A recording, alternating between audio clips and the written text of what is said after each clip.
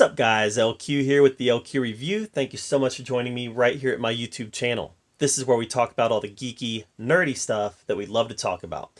And boy am I reaching back right now. I'm reaching back. This movie came out a few months ago, but I haven't talked about it on this channel yet. Like I said, I went on vacation to Florida. I was gone for a couple weeks. Came back, I finished my master's degree, I graduated.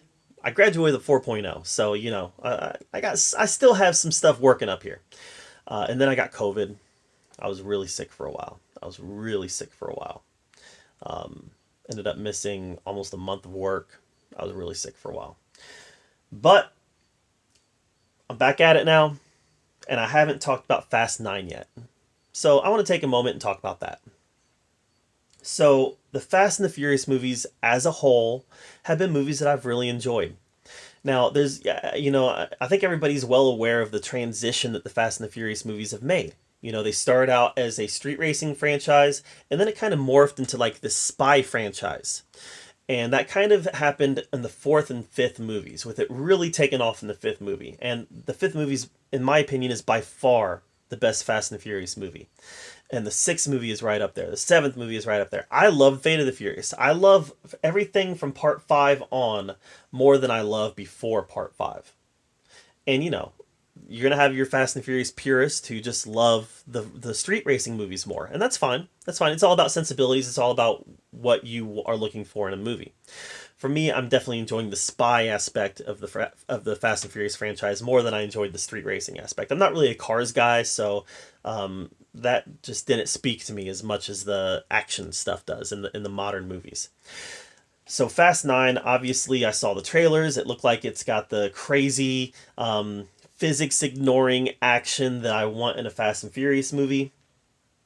Unfortunately, this is probably my least favorite Fast and Furious movie. Like literally my least favorite one. Before this, I would have said that part 2 or 3 would have been my least favorite. Probably part 2. I think I liked part 3 a little more than part 2. But both those movies, were low on my list of Fast and Furious movies. This one is my least favorite. It just, at some point, you go too far. At some point, you jump the shark. And in this movie, they got into a car with rockets strapped to it, and they blasted off into space. And as they were taking off, there was a shark down there, and they jumped over it. And there was too much in here that I couldn't suspend my disbelief on.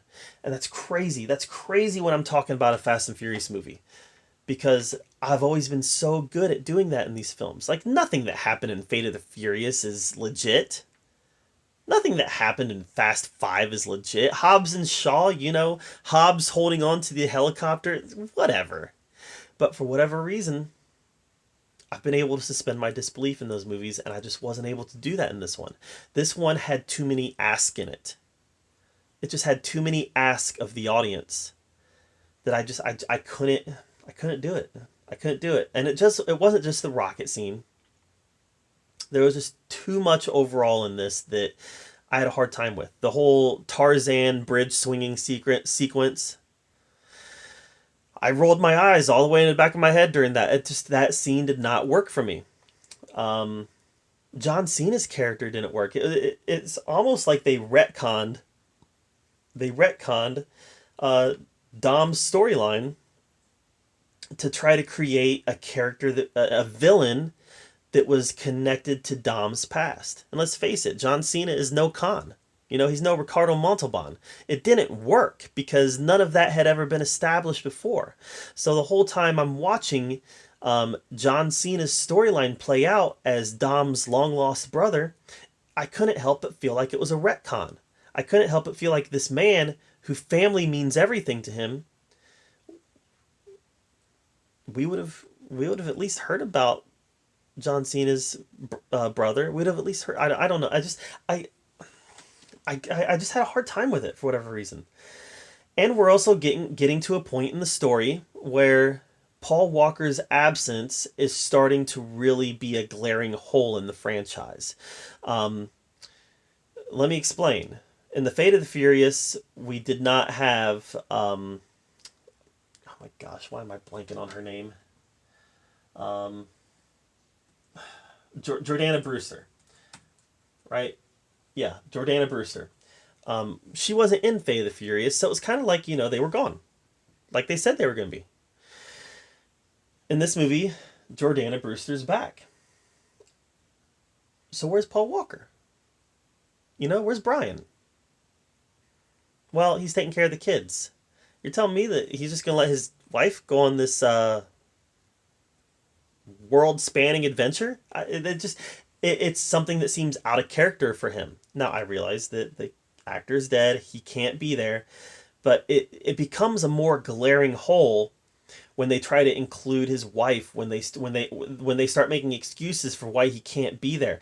It becomes a more glaring hole when he shows up at the end in a car, but we don't see him. I don't know, it just, his absence is becoming more and more of a hindrance to the franchise the longer they go with these. He has been such an integral part of the franchise through the first 7 movies.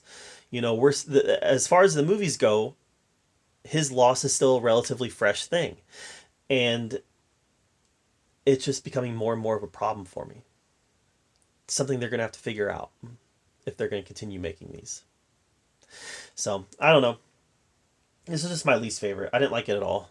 I'm not going to give this an F. There was some good stuff in here. Some of the action was, some of it was eye candy. But yeah, I'm giving this one a D. This was just a bad Fast and Furious movie, and I can't recommend it.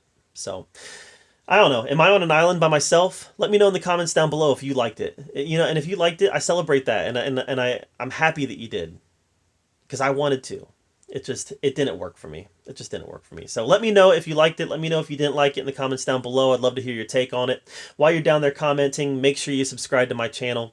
And as always, thank you so much for joining me right here at the LQ Review.